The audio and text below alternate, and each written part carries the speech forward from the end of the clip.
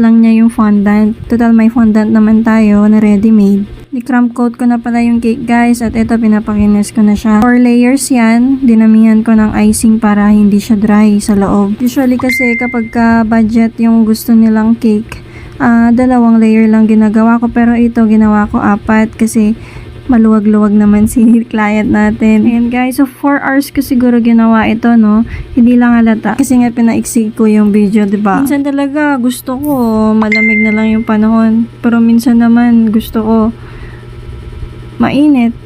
Pero kapag baker ka talaga, gugustuhin mong malamig na lang yung panahon. Kasi naman, yung fondant details, mabigat siya guys para dun sa frosting. Cream kasi siya, so medyo naghulas yung ibang stars niya. Dapat mas manipis pa yung ginawa ko. Saka yung mga stars na nilagay ko sa alambre, mabigat, saka chiffon kasi yan. Galaw-galaw siya guys. Dineliver din kasi namin.